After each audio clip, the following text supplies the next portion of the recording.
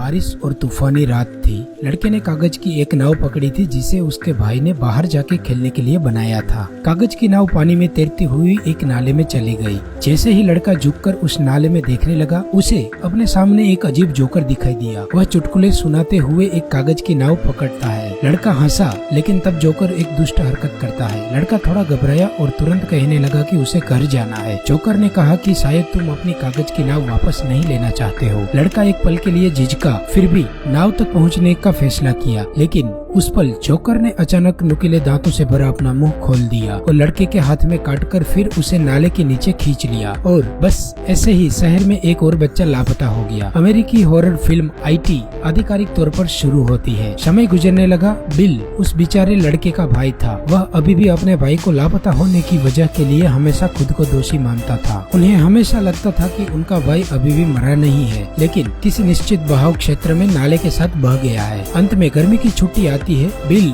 और उसके कुछ दोस्त खेलने के लिए नाले के नजदीक जाने की तैयारी करते हैं, लेकिन यह नाला सीवर पाइप के नीचे के इलाके में स्थित है। वह अपने भाई को खोजने की कोशिश कर सकता है। बच्चों ने फैसला किया। दूसरी तरफ माइक नाम का एक काला लड़का काम करने के लिए खानों में जाने वाला है। एक दरवाजे के नजदीक से गुजरने पे उसने अचानक अंदर बहुत चीखें सुनी और देखा कि बहुत सारे हाथ दरवाजे से चिपके हुए हैं। यह वह दृश्य था जिस वर्ष उसके माता पिता आग में जल गए थे। तभी दरवाजा खुला और दो चमकती आंखें उसे घूर रही थी। उसी समय शहर के 3 प्रसिद्ध बदमाश वहां आ गए और हमेशा की तरह माइक को धमकाने लगे। माइक भाग्यशाली था कि जिनकी वजह से वह उस दुर्घटना से बच गया। बेन नाम का एक और लड़का है। क्योंकि उनका कोई दोस्त नहीं है, इसलिए वह केवल खुद से किताबें पढ़ने के लिए लाइब्रेरी जाता है। लड़का पढ़ता रहा। अचानक एक लाल गुब्बारा उड़ता हुआ आया। गुब्बारा कहाँ से आया, इस जिज्ञासा से बेन ने उसे गुब्बारे का अंधेरे वाले तहखाने तक पीछा किया। उसके तुरंत बाद अचानक उसने सीढ़ियों के नीचे उतरता हुआ बिना सिर का एक सिपाही देखा।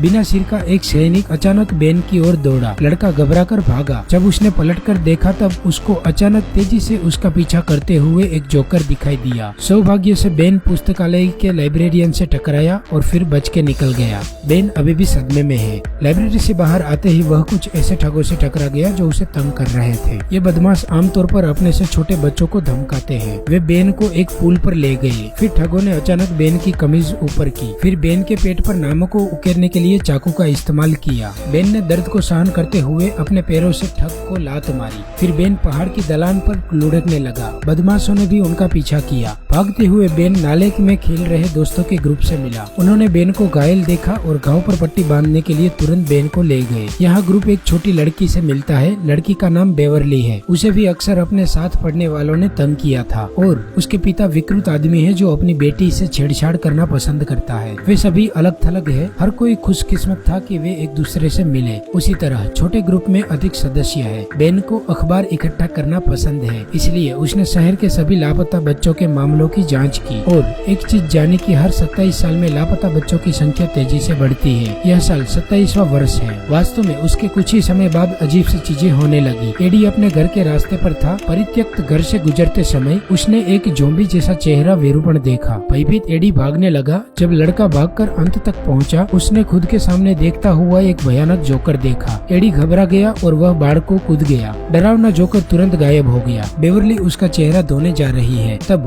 उसने पानी में के पाइप में अजीब आवाज सुनी। बेवरली ने अंदर देखा, लेकिन उसे कुछ नहीं दिखा। उसने एक मापने वाला टेप लिया और ड्रेनेज होल में डाला। जब बाहर निकाला गया तो टेप के साथ खून से सने बालों का एक गुच्छा निकला। फिर अचानक बाल छूट गए और बेवरली की कलाई में बंध गए। बेवरली दहशत में जमीन पर बैठ गई। लेकिन जब पिता दौड़कर आए तो सब कुछ गायब हो गया। ऐसा लगता है कि वयस्क इन अजीब घटनाओं को नहीं देख सकते हैं। इस तरफ बिल भी कुछ ज्यादा अलग नहीं है। बिस्तर पर बैठा लड़का अपने भाई को याद करता है। तभी अचानक एक साया दरवाजे से गुजरा। बिल ने बेसमेंट तक पैरों के निशान का अनुसरण किया। अचानक पानी में खड़े अपने भाई को रेनकोट पहने देखा। जोकर का सिर धीरे धीरे लड़के के पैरों के नजदीक पानी की सतह से निकला। बिल तुरंत ऊपर की ओर भाग गया और तहखाने का दरवाजा बंद कर दिया। जोकर के बुरे इरादे पूरे नहीं हुए। उस दिन ग्रुप ने फिर से माइक को तंग करते हुए देखा। ग्रुप ने साहस किया और बदमाशों को भगाने के लिए पत्थर फेंके। लड़के एक दूसरे के बगल में बैठ गए। उस वारदात के बारे में बात करने लगे जहां वे जोकर से मिले थे। शहर में बच्चों के गायब होने की बात को जोड़कर उन्होंने सच का पता लगाया था। हर 27 साल में जोकर बच्चों को खाने के लिए आता है।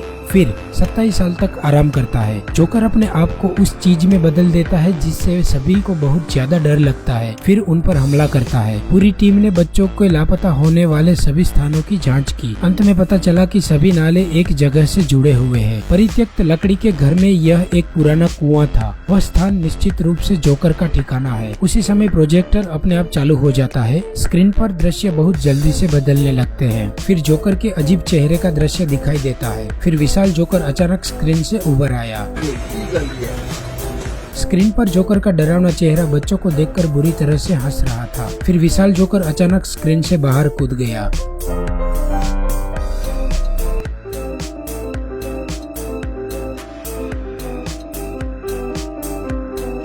बच्चों ने जल्दी से दरवाजा खोला। जैसे ही सूर्य की रोशनी चमकी, डरावना जोकर तुरंत गायब हो गया। इस बार बिल और भी अधिक आश्वस्त है कि उनका भाई जोकर के ठिकाने में है। लड़के ने अपने भाई को अकेले खोजने का फैसला किया। बिल उस घर में जाता है। बिल को जाता देखकर बाकी बच्चे भी अपना मन बनाते हैं। अंत तक एक साथ जांच करेंगे, लेकिन घर में घुसने के बाद प्रत्येक बच्चे पर डरावनी चीजें हुई। एडी खौफनाक लाश को देखता है। लड़का घबरा के सीढ़ियों से गिर गया। रिची जोकर के खिलौने से भरे कमरे में बंद हो जाता है। फिर जोकर अचानक बाहर कूद आया।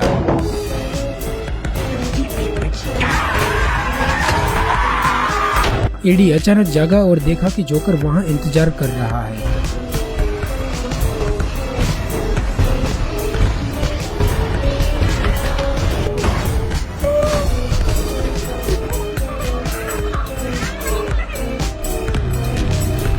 खतरे के क्षण में बेवरली और अन्य लोग दौड़ते हुए आए। जोकर घायल होकर कुएं पर लौट आया। इस बार हर कोई घायल था। अधिक महत्वपूर्ण बात यह है कि ग्रुप भयभीत हो गया था। एडी को उसकी माँ घर ले गई। हर कोई वापस जाना चाहता था, लेकिन बिल और बेवरली ने फिर भी अपना इरादा नहीं बदला। ग्रुप में बोलबाल हो गई। अंत में सब दुखी होकर तितर बितर हो गए। क्योंकि जोकर गंभीर रूप से घायल हो गया था, इसलिए बच्चे भी थोड़ी देर शांति से रहे, लेकिन बहुत लंबे समय के लिए नहीं। उस दिन बेवरली के पिता ने उनके साथ अभद्र व्यवहार किया। बेवरली ने उसे बेहोश कर दिया था, लेकिन जैसे ही बेवरली ने अपने पीछे देखा, जोकर अचानक आ गया। जोकर बेवरली को वापस अपने ठिकाने में ले गया, लेकिन उसे नहीं खाया। यह उसके लिए एक अजीब नृत्य देखने के लिए शो है।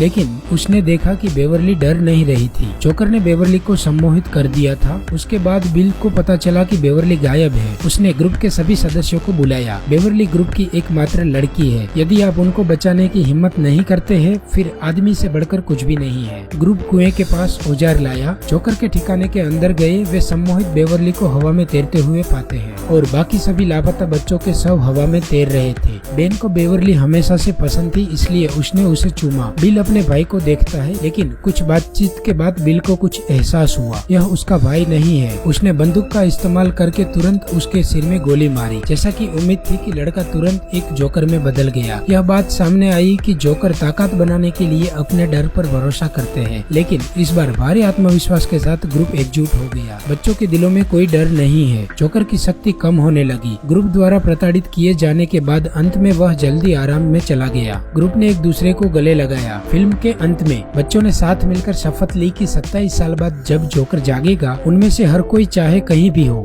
लड़ने के लिए वे सभी एक साथ इस जगह पर लौटेंगे। फिल्म खत्म होती है। यह फिल्म अन्य डरावनी फिल्मों से अलग है। अन्य फिल्में दर्शकों को डराने के लिए होती है, और यह फिल्म IT यह वास्तव में दिखाना चाहती है कि लोगों को बिना डरे अपने डर का सामना करना चाहिए और उस पर विजय पाने की हिम्मत करनी चाहिए। यह वीडियो यहाँ पर खत्म होती है। आपसे मिलते हैं अगले वीडियो में।